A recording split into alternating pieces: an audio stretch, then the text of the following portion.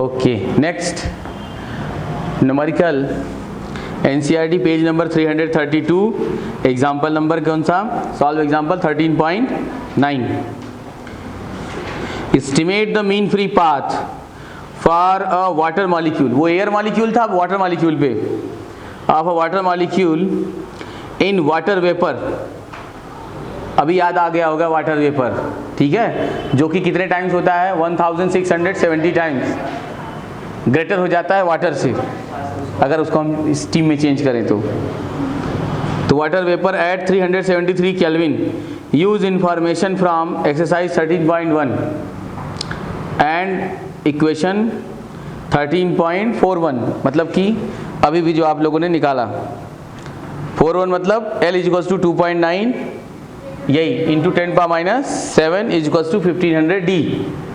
ऐसी इंफॉर्मेशन यहाँ से लेते हुए आप क्या करो, इसकी बात करो, किसकी? वाटर मॉलिक्यूल्स के बारे में। The D for water molecule is same as that of air. The number density is inversely proportional to the absolute temperature, therefore n is equals to, ठीक है, n is equals to number density inversely proportional to temperature.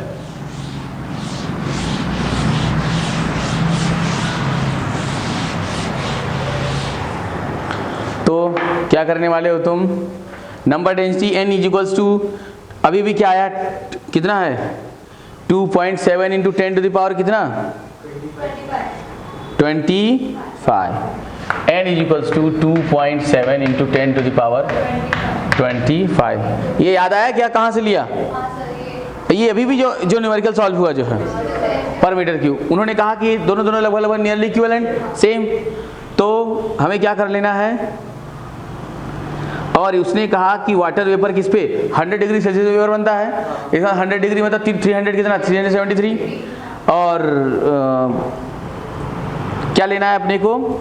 ये जो है actually n is inversely proportional to 1/t, तो ये हो गया 273/373 is equals to 2 into 10 to the power 25, 2 into 10 to the power 25 per metre cube, ठीक है। Hence mean free path L is equals to, hence mean free path L is equals to 4 into 10 to the power -7 metre. और पहले कितनी आई थी? 2.9, लगभग 3 था, यहाँ कितना आया? 4 आया, मतलब कि नियर अबाउट क्या मानोगे, वैसे देखा जाए तो उसी के लगभग आसपास। But note that the mean free path is 100 times the inter atomic distance. क्या लिखा है? 100 times the inter atomic distance. The mean free path is 100 times the inter atomic distance, means nearly equivalent to 40 angstrom, means 4 into 10 to the power -9 meter calculated earlier। मतलब ये ऐसा आ रहा है, और जो कि हम ये जानते हैं कि mean free path is 100 times the inter atomic distance. उनके बीच की जो इंटर एटॉमिक डिस्टेंस हम लोगों ने निकाला नहीं था, कितना आया था? The average distance between the molecules inter atomic 40 angstrom आया था, means 40 into 10 to the power -10 metre होगा, या 4 इंटू 10 टू द पावर -9 होगा। आप देखो वही है ना। तो ये वाला अगर इसमें मैं 100 से मल्टीप्लाई करूं, मतलब मल्टीप्लाई करूं 100 से, तो ये आएगा ना ऊपर वाला। इसका मतलब कि जो वाटर मॉलिक्यूल्स के बीच की जो एवरेज डिस्टेंस थी, उनके मीन फ्री पाथ की डिस्टेंस 100 टाइम्स है, 100 गुना ज़्यादा है।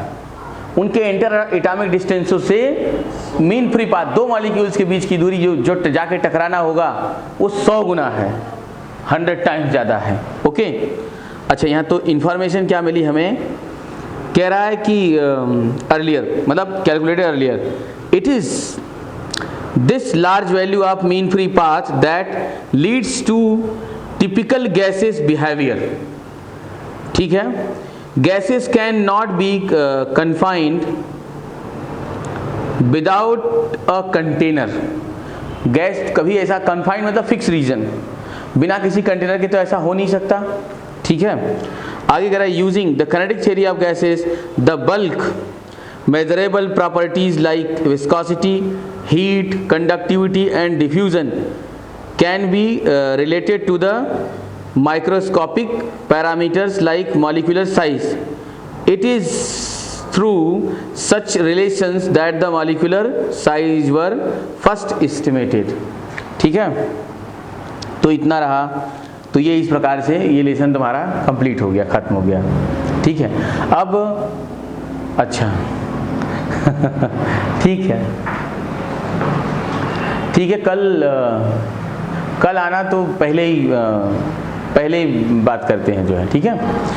तो अभी देखो हम आप आ जाते हैं पॉइंट्स टू पॉन्डर पे, जो है पॉइंट्स टू पॉन्डर की बात करते हैं। अब आप देखो फर्स्ट में कहता है pressure of a fluid is not only exerted on the wall, pressure exerts everywhere in a fluid. Any layer of gas inside the volume of container is in equilibrium because the pressure is the same on both the side of the layer, ठीक है, पहला।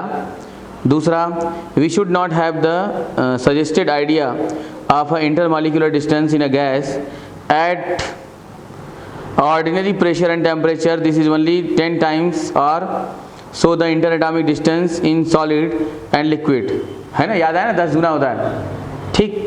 तो आगे what is the difference, what is different is the mean free path which is a gas is 100 times the interatomic distance and 1000 times the size of molecules।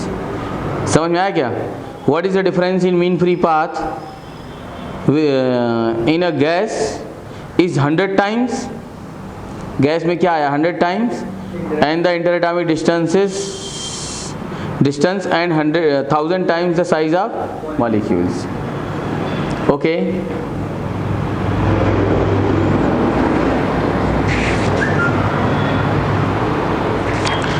अगला next जो कि आपको जानना जरूरी है, थर्ड में कहता है कि the law of equipartition of energy stated thus, the energy for each degree of freedom in thermal equilibrium is half kBT.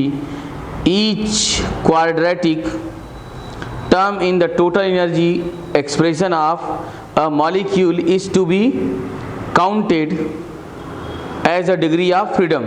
Thus, each vibrational mode gives 2, not 1.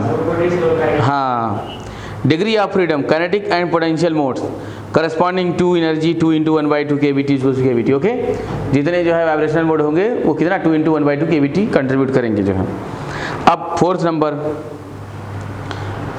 Molecules of air in a room do not all fall and settle on the ground due to gravity because of high speeds and incent collisions in equilibrium. There is a very slight increase in density at lower height like in the atmosphere. The effect is small since the potential energy mgh for ordinary height is much less than the average kinetic energy half mv square of the molecules, okay। Number fifth, अभी देखो जो आप लोग वहाँ पढ़ते हैं ना average of V square, तो लिखता है average of V square is not always equals to average V of whole square. ये इक्वल हमेशा इक्वल नहीं होंगे, ठीक है। ये एक मैथमेटिकल टर्म है, ये सब ऐसा नीट वगैरह में मान लीजिए ऐसा अच्छे क्वेश्चन बने तो पूछा जा सकता है, या तो एडवांस की किसी एक लाइन में होगा जो है। तो कहता है कि the average of squared quantity is not necessarily the square of the average. Can you find example for this statement. ठीक, आगे जो है हमें मिल जाएगा, आगे हमें अपने आप मिल जाएगा जो है, और वो कहाँ है, न्यूमेरिकल्स में। आप पाएंगे कि ये दोनों क्या हैं, अलग अलग आते हैं जो है। ठीक है, अभी अगर हम आप देखें न्यूमेरिकल की बात करें तो आ जाते हैं क्वेश्चन सॉल्व करने लगते हैं। ठीक है, तो आ जाओ हम आप क्वेश्चन पे बात करते हैं।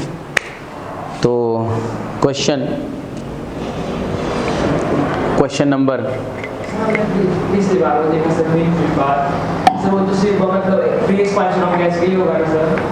मतलब अगर कंटेनर बना तो कंटेनर के वॉल से भी टकराएंगे sulphate molecules.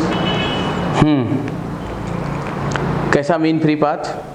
Sir mean free path जो हमने देखा तो मतलब फ्री एक्सपांशन ऑफ गैस के लिए होगा सर, वो तो फ्री गैस है अगर इसके लिए होगा सर।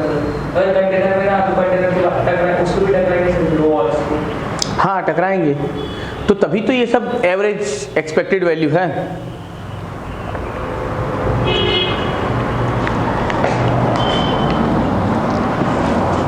ये सब एक्यूरेट वैल्यू कहाँ है? ये सब ऐसा एवरेज निकाल के, तभी तो अब देखो अचानक जो है, जो ये रूट 2 लाया गया है, ये सब इन्हीं रीजन से लाया गया कि उन्होंने निकाला, बट जो है अरे बहुत बड़ी मैथमेटिक्स है। कुछ लंबा गुणा गणित करने के बाद तब पता चलता है कि ये √2 1/√2 टाइम्स यही वैल्यू का 1/√2 टाइम्स होता है जो है। ठीक है, तो अभी देखते हैं, चलो न्यूमेरिकल पे सॉल्व करते हैं जो है। हम लोग न्यूमेरिकल्स पे आ जाते हैं।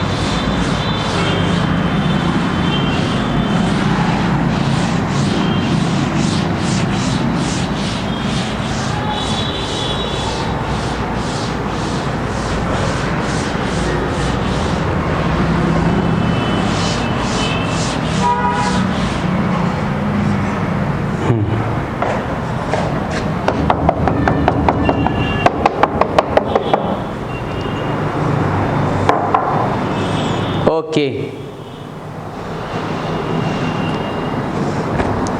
क्वेश्चन नंबर 13.1 कह रहा है कि estimate the fraction of molecular volume to the actual volume occupied by oxygen gas at STP। At STP, take the diameter of oxygen molecule is to be 3 angstrom। ठीक है, तो अब हम आप क्या करते हैं, उसने कहा estimate the fraction of molecular volume to the actual volume. उसने कहा कि रेशियो किसका निकालना है, ratio is equals to molecular volume, molecular volume upon actual.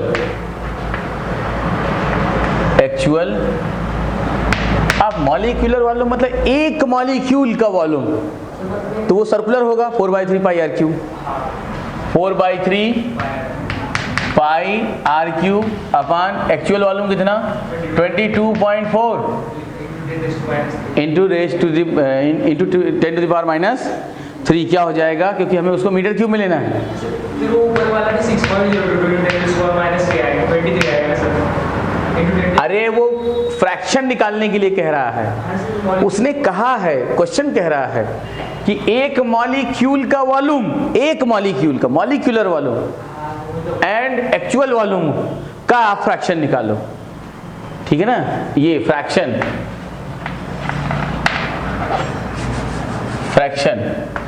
ऐसा याद आया तुम्हें, जैसे वो एनर्जी का फ्रैक्शन लिया करते थे, ठीक वैसा।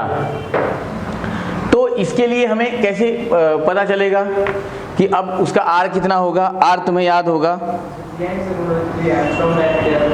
बस तो रख दो।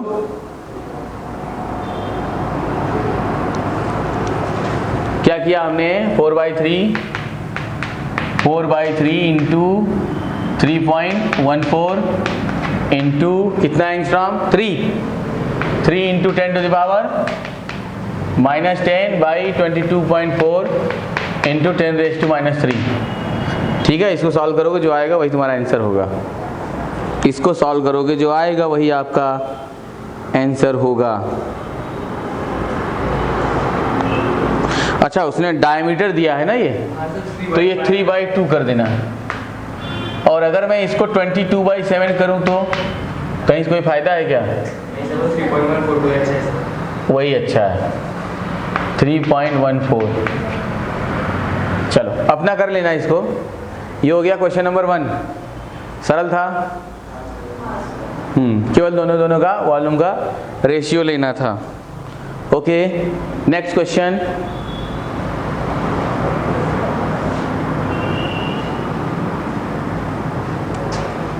ओके, नेक्स्ट क्वेश्चन सॉल्व करो फटाफट। Very good. Second question, question number second.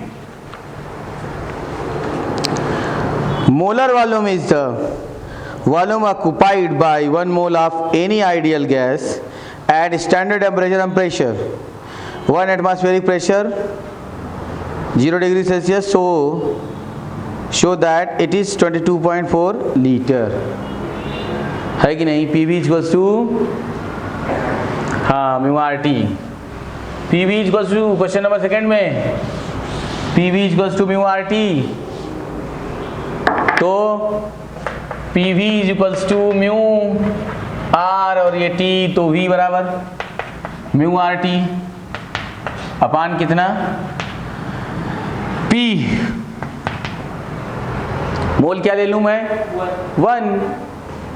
एक मोल में कितने वॉल्यूम अभी पता चल जाएगा। इनटू R की वैल्यू 8.314 इंटू अपान 1 ATM 1.01 इंटू 10 पावर +5 करो डिवाइड और वैल्यू बताओ। ये आ जाएगा 22.4 इंटू 10 पावर -3 मीटर क्यूब। लो आ गया ये मीटर क्यूब, और या तो इसका लीटर बदलेंगे तो if you will change in litre, और r v equals to 22.4 litre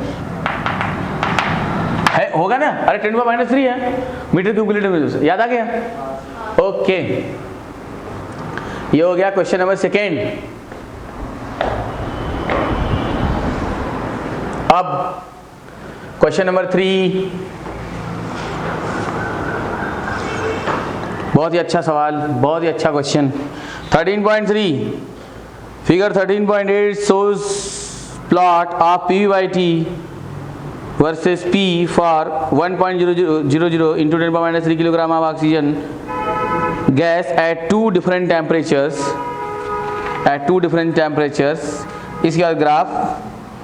अब तुम लोगों को वो दिन याद करो जिस दिन आप लोगों ने ये ग्राफ पढ़ा था, ठीक है? हाँ, तो अगर आप देखें तो आपके लिए बहुत ही इजी, बहुत ज़्यादा इजी होगा।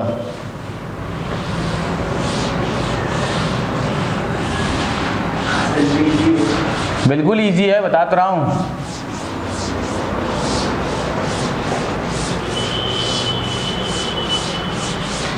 इतना इजी कि पूछो मत। देखो क्वेश्चन नंबर, अच्छा ये भी यूज करूँ क्या? कपड़े भी थोड़ा इसको और चमका लिया जाए। चमक रहा है क्या? थोड़ा चेंज हो रहा होगा।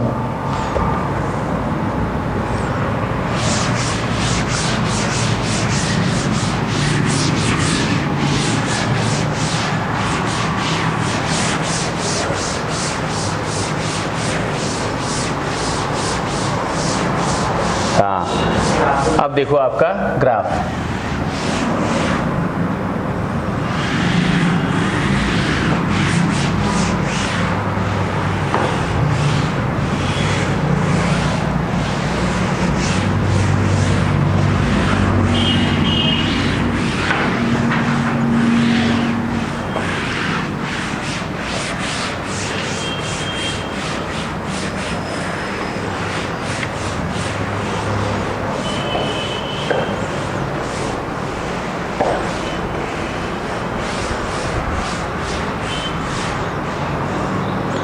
चलो देखो ये ग्राफ क्या कहता है।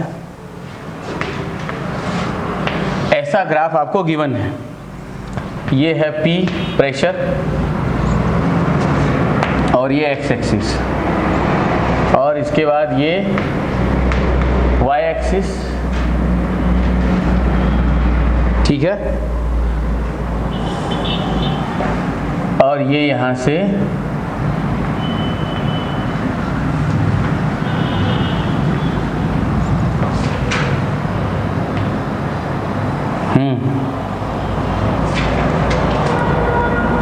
एक ऐसी लाइन गई है ना, और दूसरी लाइन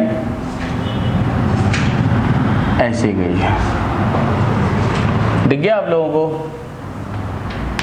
ऐसा बता रहा है ये टेम्परेचर है T1 और ये वाली है T2, और यहाँ देता है PV बाई कैपिटल T और जूल पर केल्विन में। ये इसका ग्राफ है और ये pressure line, X axis pressure line, Y axis PV by T joule per kelvin, ऐसा बता रहा है। तो उसमें कह रहा है व्हाट, पहला question number first A, what does the dotted line dotted plot signifies? Ideal gas. उसका देखो ऐसे होता क्या है, PV equals to mu RT, तो ये क्या है PV बाई T। अब तुम ध्यान से समझो, तो जो गैस आप सैंपल होगी वो म्यू तो फिक्स ही होगा हमेशा, जो भी हो, जरूरी थोड़ी 1 मोल ही हो, कुछ भी हो, म्यू तो फिक्स, क्योंकि वो कंटेनर के अंदर है, और R 8 universal gas constant already fix. तो ये जो होगा ये हमेशा क्या देगा, वो तो कांस्टेंट ही देगा। तो इसलिए ये जो डॉटेड लाइन है क्या रिप्रेजेंट करेगी? Ideal gas. Okay, second, which is true, T1 is greater than T2 और T1 is greater than T2? याद करो, जब टेम्परेचर ज़्यादा मतलब बढ़ने लगता है तो real gas is approaches to ideal gas, T1 is greater than T2, ठीक है, याद आ गया। नंबर थर्ड एकदम समझ में आ रहा है ना जो है, इसीलिए जो है देखा, जब वो थियरी जो एक बार पढ़ लेगा उसको न्यूमेरिकल अपने आप अच्छे लगने लग जाएंगे, लेकिन वो उसको अच्छे लगेंगे जिसने उसको पढ़ा होगा। अब यही अचानक तुम्हारे सामने आता, तुम क्या जानते इसको, कोई क्या जाने इसको जो है इसके बारे में कि T1 ग्रेटर देन होगा या T2 ग्रेटर देन होगा। तो जब वहाँ पर एक बार आपको थियरी स्टडी होगी तब जाके इधर आपको उसके न्यूमेरिकल अच्छे लगेंगे जो है।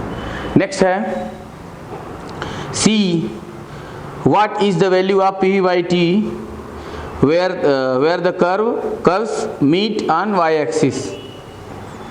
PV बाई T की वैल्यू क्या होगी जहाँ पे कर्व मिलते हैं, जहाँ पे कर्व मिले हुए हैं। तो आप देखो कि यहाँ पर मतलब कुछ तो भी अलग होगा, और इसके लिए क्या होंगे, PV बाई T की वैल्यू क्या होगी। अब देखो म्यू इंटू आर, म्यू मतलब, हाँ म्यू मतलब वो मोल्स तो इसने दिया नहीं। इसने एक बात जरूर बताया है कि इतना प्लॉट वर्सेस P फॉर इतना किलोग्राम ऑफ ऑक्सीजन। हमें पता है कि mu is equals to mass upon molar mass होता है। तो इसका मतलब कि उसने मास बता रखा है कितना है, 1.00 इंटू 10 कितना -3 क्या है किलोग्राम, को मैं क्या करता हूँ ग्राम में बदल देता हूँ, मतलब 1 ग्राम हो गया। ये 1 ग्राम हो गया। इतना किलोग्राम मतलब 1 ग्राम अपॉन, हाँ ऑक्सीजन कितना होता है 32। इसका मतलब कि म्यू की वैल्यू आ गई 1/32। आ गई बात समझ में, 1/32 इंटू 8.31 जरा डिवाइड मारना तो 1/4 गैस मतलब मेरा मतलब 8.31 करो डिवाइड जरा, 8.31 इज डिवाइडेड बाई 32, लो आ गया 8.314 is divided by 32, अच्छा 0.2598 इतना क्या, यही है PVT की वैल्यू। जहाँ पे कर्व क्या होंगे मिलेंगे, दिख रहा है ना जो है, जहाँ पे कर्व मिलेंगे यही होगी पीवीटी की वैल्यू। देयरफॉर ये रहा अपना सी इधर सॉल्व हो गया ना, जो है पी/टी इज म्यू आर की वैल्यू इतनी और ये इतना। जहाँ पे कर्व मिलेंगे वहाँ पे पी/टी की वैल्यू कितनी होगी, इतनी होगी। क्यों दिग्विजय, बढ़िया समझ में आ रहा है ना? ओके अस्मिता, और तुम बताओ वैष्णवी? 100% गुड। अचीवमेंट 100% होनी चाहिए, तब समझ लो कि तुम सीख रहे हो। ओके नेक्स्ट, उसका नेक्स्ट पार्ट क्या कहता है? नेक्स्ट पार्ट कह रहा है कि if we obtain similar plot of 1 × 10⁻³ kilogram of hydrogen, would we get the same value of PV/T at the point where the curve meet on y-axis? पहली बात तो नहीं, वेट अलग अलग है, उसका 2 है, इसका 32 है, तो कैसे होगा? उसका ज़्यादा आएगा। हाँ, मतलब उसके म्यू आर की वैल्यू क्या आएगी? ज़्यादा आएगी, मतलब PV/T की वैल्यू इससे ज़्यादा आएगी जो है। समझ में आ रहा है? मतलब अब समझो, इफ नॉट, अगर नहीं, what mass of hydrogen yields the same value of PV/2, कितना मास हाइड्रोजन का हो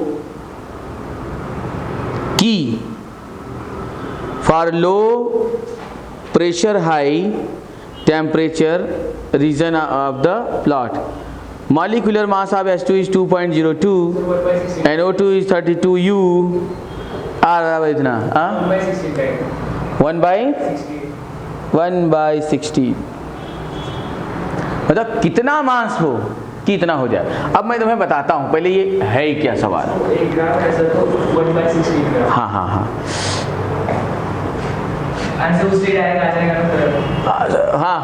1/16 ग्राम, 1/16। देखो आंसर जरा देखना, तुझे आंसर चेक करो, तीनों आंसर चेक करो कितना है। चैप्टर